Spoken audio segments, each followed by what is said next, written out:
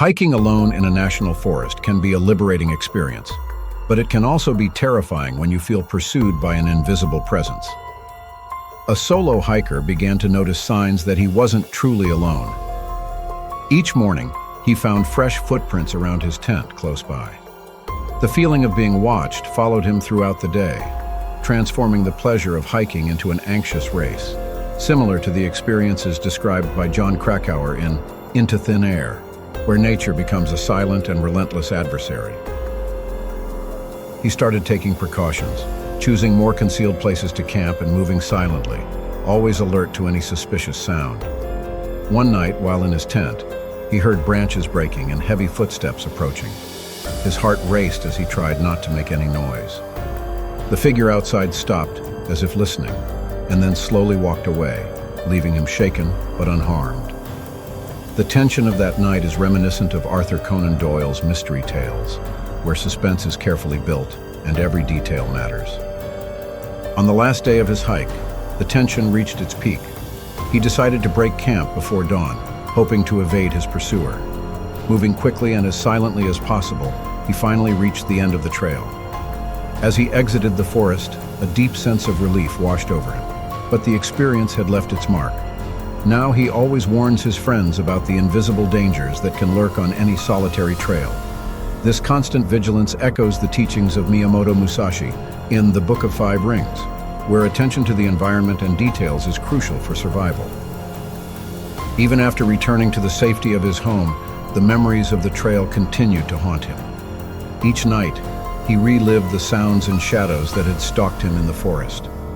Determined to understand better what had happened, he began researching reports from other hikers who had had similar experiences. He discovered that he wasn't alone. Many others had felt the same unsettling presence on those isolated trails. This sense of sharing a collective terror is reminiscent of Stephen King's stories, where entire communities are haunted by an invisible evil. With the new understanding that he wasn't imagining things, he shared his findings on online forums and hiking discussion groups.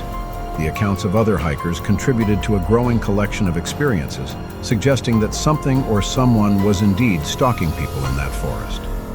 The hiking community began mapping the areas where these encounters were most frequent, hoping to avoid future incidents. The collaboration and information sharing recall the collective survival efforts in Max Brooks' World War Z, where the exchange of knowledge is vital for survival.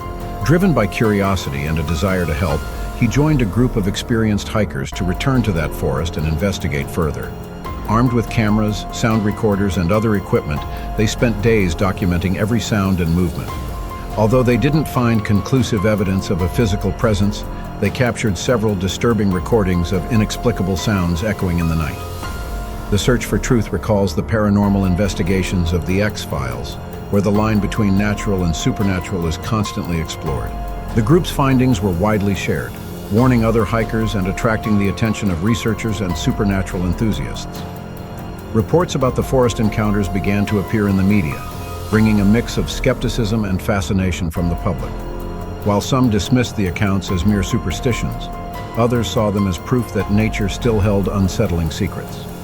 The division between skepticism and belief is a recurring theme in Bram Stoker's Dracula, where the unknown challenges rational understanding. The solo hiker's story became a reference point for discussions on trail safety. He began giving lectures and workshops, teaching self-defense techniques and how to stay safe during solo hikes.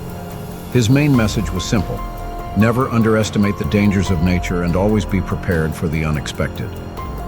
His personal experience served as a powerful testimony to the importance of these precautions. The dedication to sharing knowledge and promoting safety is reminiscent of disaster survivors' efforts, like those told by Sebastian Junger in The Perfect Storm. The experience also had a profound impact on his own life. He became more resilient and developed a new appreciation for the fragility and beauty of outdoor life. Every trail he hiked now was an opportunity to confront his fears and celebrate his courage. He found a balance between respecting the dangers of nature and his passion for exploring it. The personal transformation and quest for balance echo the spiritual journeys described by Paulo Coelho in The Alchemist.